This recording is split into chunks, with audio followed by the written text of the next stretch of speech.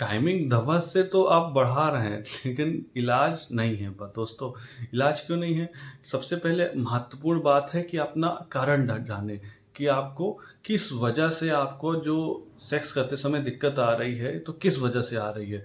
तो अगर आप टाइमिंग होल्ड करने में, जैसे आप पेनिस वजाइना के अंदर पेनिट्रेट करते हैं वैसे डिस्चार्ज आते हैं, तो हो सकता है आपका जो एक्साइटमेंट है, जो आपका उत्तेजना है, बहुत तेज़ी हो, जिसकी वजह से आपका जो एक्साइटमेंट तेज होने का एक कारण भी होता है जो सेरोटोनिन हार्मोन होता है। जब वो कम अमाउंट में होता है, नॉर्मल लेवल से भी कम अमाउंट में होता है, तो एक्साइटमेंट ज़्यादा होता है। एक्साइटमेंट ज़्यादा होगा तो आप जैसे ही अपना पेनिस होल्ड करेंगे वजाना के अंदर, तुरंत डिस्चार्ज हो जाएंगे।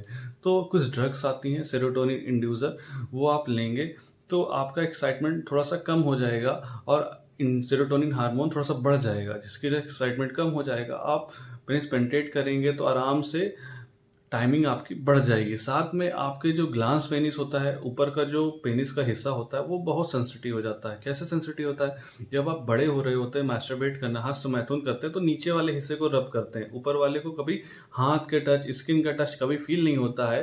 तो होता क्या है, जब स्किन का कभी टच नहीं हुआ, एकदम से वजाइना मिल गई और जैसे होल्ड किया, तो क्या होता है, स्किन का जब टच नहीं होता, तो वहाँ पे सेंसेशन बहुत ज़्यादा होता है। जैसे वजाइना के अंदर होल्ड करते हैं, वैसे ही डिस्चार्ज होता है। क्योंकि जैसे होल्ड करते हैं वहाँ पे सिग्नल जाता है ब्रेन को कि ये तुरंत डिस्चार्ज करना है, क्योंकि वहाँ पे सेंसेशन इतना हाई रहता है। ठीक है? जब आप कुछ एक्सरसाइज करते हैं तो उससे आपका सेंसेशन कम हो जाता है और एकदम ठीक हो जाता है। साथ में मेल हार्मोन टोटल टेस्टोस्टेरोन जब कम रहता है, तब भी आपको ये समस्या का सामना करना पड़ता है। और भी स्ट्रेस फैक्टर, अगर आप तनाव में हैं तब भी आप सेक्स नहीं कर पाएँगे और आपके अंदर फ़ियर रहता है। अगर 1-2 बार कभी सेक्स नहीं कर पाए, उसके बाद आपने मन में ख़्याल पाल लिया कि आज मुझ सेक्स कर ही नहीं पाऊँगा, कि आज हो पाएगा या नहीं हो पाएगा। फ़ियर होता है, तो जिसकी वजह से आपके अंदर पेनिस के अंदर जो ब्लड फ्लो है, जो रक्त का संचार है, वो नॉर्मल अमाउंट में नहीं होके वो थोड़ा-सा कम हो जाता है, जिसकी वजह से इरेक्शन में कमी आने लगती है, लिंग में जो टाइटपन होता है वो कम होने लगता है